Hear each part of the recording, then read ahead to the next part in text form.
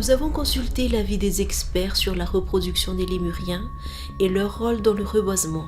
Le professeur Jonah Ratsimbazaf du groupe d'études et de recherche sur les primates de Madagascar. D'abord, ce que je voudrais souligner, donc, c'est que les ancêtres des lémuriens actuels venus à Madagascar il y a 50 millions d'années.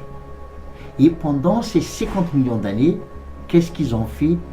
Ils dispersent les graines des arbres, des fruits dans la forêt.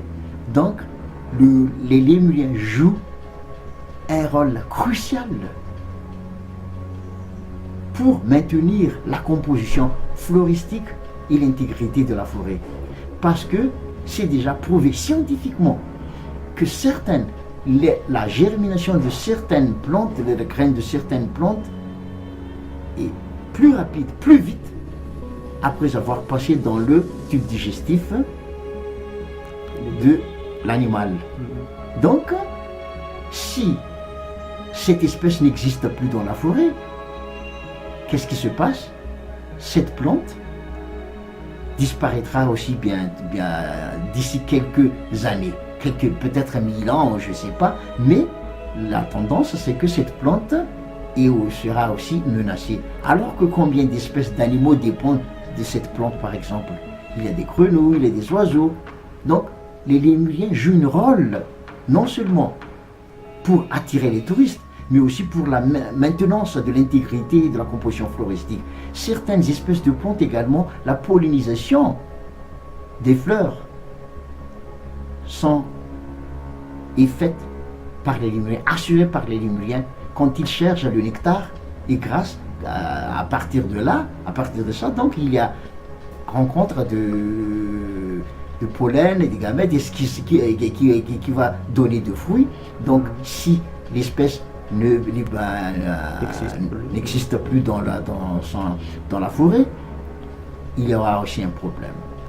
Donc les lémuriens, je répète encore, ils jouent des rôles cruciaux dans la forêt de Madagascar, dans la forêt. Donc il faut qu'ils soient là. Les touristes les attendent, ils attirent, ils nous aident. Et pour moi, je peux dire que les lémuriens, pour Madagascar, c'est l'oie ou bien l'oiseau qui pond des œufs en or. Donc il faut les garder, il faut les sauver. Parce que moi je crois que ces lémuriens peuvent améliorer les bien-être des Malgaches, développer l'économie de Madagascar. Nos îles, les îles voisines, ils n'ont même pas les 20% de nos richesses. Madagascar n'est que 0,4% de la planète, mais 5% de la biodiversité au monde se trouve seulement à Madagascar. Dont 85 de ces plantes et animaux de Madagascar sont endémiques. Cela veut dire on ne trouve nulle ailleurs, seulement dans cette île. Nous sommes vraiment bénis. Le problème, Madagascar est actuellement en péril. Mais nous ne laissons pas Madagascar en péril. Il faut travailler ensemble. La rareté de l'espèce est due au mode de reproduction des lémuriens qui ne permet pas une génération fructueuse. Les lémuriens ne mettent bas qu'une fois par an ou tous les 2 ans. Un tel phénomène explique jusqu'à quel point ces animaux sont vulnérables et pourraient disparaître très vite si la chasse continue. Qu'est-ce que cela veut dire? Il y a donc des mois spécifiques pour le mâle et la femelle de s'accoupler. Et la naissance des bébés est aussi spécifique. Chaque année, les animaux ne peuvent pas changer leur système d'accouplement ou bien le mois de la naissance de leur bébé. Ce qui différencie par rapport aux autres animaux, les chiens, les chats, les autres animaux peuvent se reproduire le long de toute l'année, mais pas les lémuriens.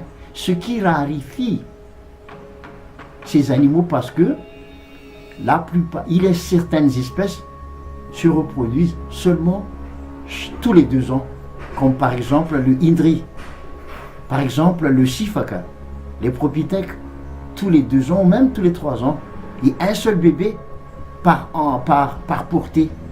Donc là, vous savez, actuellement, tous les lémuriens, bien sûr, vivent dans la forêt. Ils sont tous arboricoles. Mais le problème, il ne reste plus que moins de 10% de la forêt originale qui reste.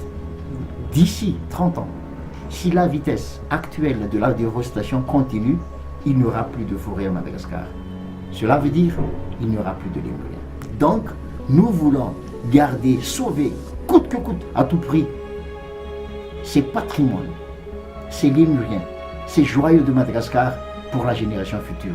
Bien sûr, ces lémuriens attirent les touristes de voir en chair et en os ces animaux dans leur habitat naturel.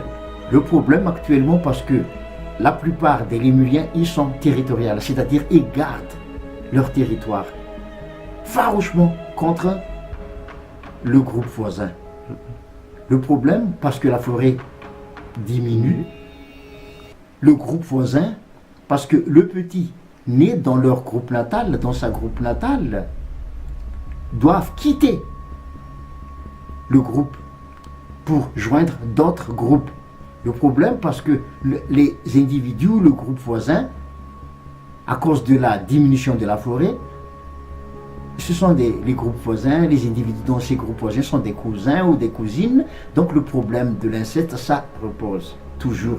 Le problème de consanguinité, et quand les animaux sont consanguins, et bien, qu'est-ce qui se passe? Ils ne peuvent plus résister aux maladies, aux cataclysmes naturels.